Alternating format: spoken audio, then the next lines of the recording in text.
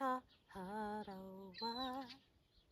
Te tangata e noho ana, e rinai te aroha.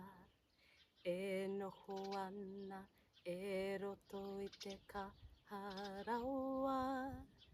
Me te kaharawa, ke roto ki aia. The Almighty is love, and all who abide in love abide in the Almighty, and the Almighty abides in them. Kia ora whanau. Welcome to Kupu Tupu, Grow in the Word, and today we're going to dive into the word Aroha. What does Aroha mean? It's often translated as love, but what is love? In the Paipira Tapu in scriptures, we have different types of loves from the Greek. We have agapē, which can be like a selfless love. We can have philia love, which is a bit like friendship and affection. Aroha. Jesus says, kia aroha tātou te tahi ki te tahi. Love one another as yourself. Kia arohaina ki tō huatata. Love your neighbour. Arohaina ki tō hoa whawhai. Love your enemies, those who annoy you. What is aroha?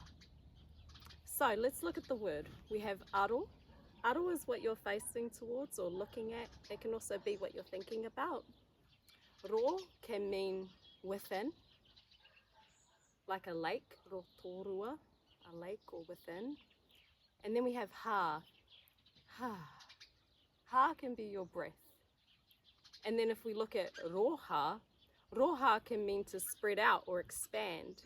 So what are you focusing into and putting your breath into that's expanding in your life? For me over this week, it's been my mara. At first I turned the soil over, put the compost in, put the holes in, and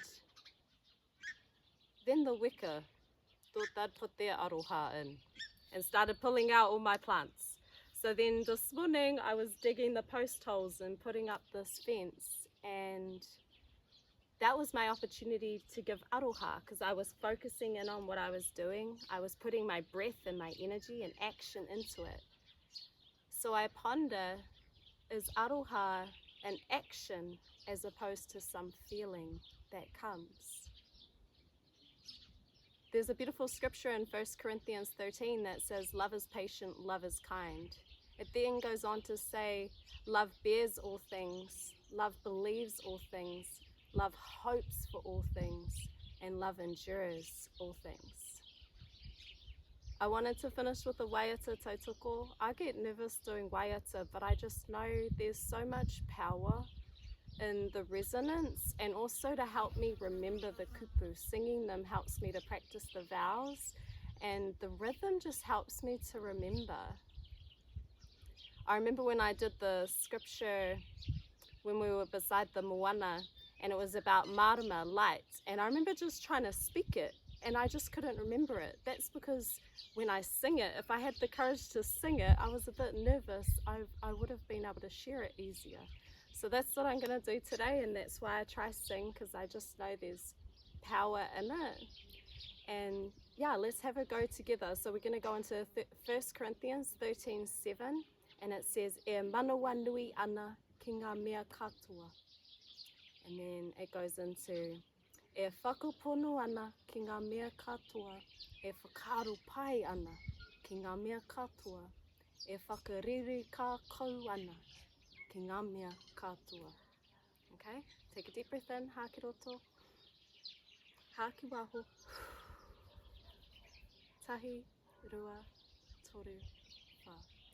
E whakamanawanui ana ki ngā mea katoa, e whakapono ana ki ngā mea katoa, e whakaaropai ana ki ngā mea katoa, e whakaririka kau ana ki ngā mea katoa.